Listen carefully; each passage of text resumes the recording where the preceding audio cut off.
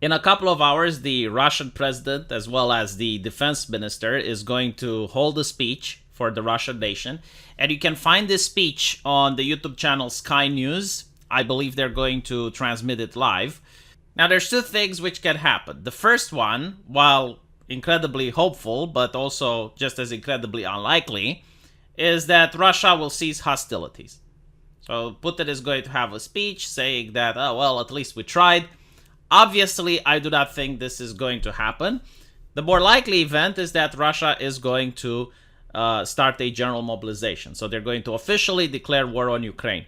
This will mean that Russia is going to be able to mobilize more than 2 million troops. They can set their nation on a wartime economy. They can fix many of the problems that they have with the troops which are currently deserting, because many of those troops are on a contract basis. And their contracts can either expire or they can just breach the contract. And it's not the same as a soldier deserting during combat, which the punishment is a lot higher. Something which would happen if Russia officially would declare war on Ukraine and have general mobilization.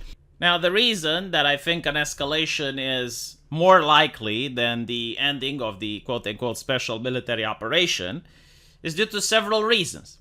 First of all, there is now a referendum which is going to be held in the Donbas area, asking people of whether or not they want the Donbas area to be part of Russia.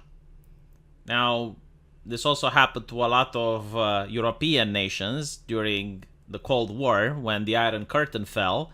A lot of people had to vote on whether or not they want their country to become communist. And of course, every single nation voted yes, because the Russians, the Red Army, were the ones counting the votes.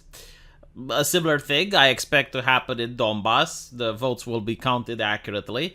Although, to be honest, it's quite possible that the people there probably would have voted for Donbass to be part of Russia. But when you look at the history and you see the deportations, which Stalin did, bringing a lot of loyal citizens into the Donbass area and exporting Ukrainians to Siberia, it's not really that bizarre if you think about it. That's why you have ethnic tensions in the area as well.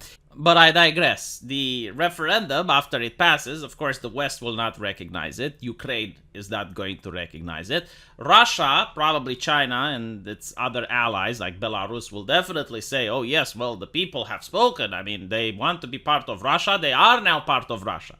Now we must go to war to protect them. Or they can be like, oh, look, Ukraine is in Donbass now. They're invading Russia. We must go to war to defend ourselves. So I think that's what the speech is going to be about. Again, we're going to see it on Sky One. Now, there's also circumstantial evidence. This is, take it with a grain of salt level. There are people on Twitter which are posting footage of CCP trucks and other vehicles entering Russia. I don't know what this means. Again, there's just footage on Twitter with some Chinese trucks running down a street. It looks Eastern European, but I don't know whether this is part of a joint military exercise, if this is footage that's recent, if it's even from Russia. And while I advise people against believing whatever footage they see on Twitter, that's just from like random accounts, it is a good conversation starter. Yes, China. During the last couple of months, there have been many talks between Beijing and Moscow, and they strengthen their commitment towards each other. They're also talking about strengthening economic relations. And more importantly, China has aspirations of retaking Taiwan. Now, next month, on August, is one of the few months in the year where an invasion of Taiwan is possible. It's something to do with the weather. The sea is a lot more easy to navigate during that time of the year. So if anything happens, we're going to see it next month. If nothing happens next month, then probably nothing will happen this entire year, which will be a good thing. The problem with China is that, if you guys remember, North Korea used to constantly threaten the United States with nuclear missiles. Like, this was almost a yearly thing. And that seems to be a hallmark of Asian politics, because this is literally what China does to Taiwan on a yearly basis. Like every single year, China claims that they're going to invade Taiwan. Every single year, they do more military exercises around Taiwan. Every single year, they violate Taiwan's airspace. Every single year, you have the CCP going around and having the big talk.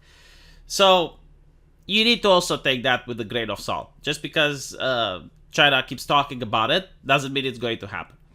So yeah, that's my take about it. If you want to listen to what's going to be addressed, I believe Sky News, right? So Sky News Australia is going to broadcast the speech live on their YouTube channel, and we're going to analyze it tomorrow. We're going to see if I was right or not. Hopefully, I'm wrong.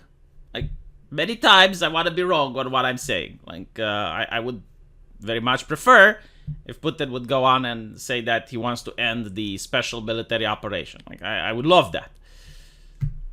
Unfortunately, all indicators are to the fact that we're going to see an escalation. Let me know what you guys think, and I'll see you in the comment section. Take care.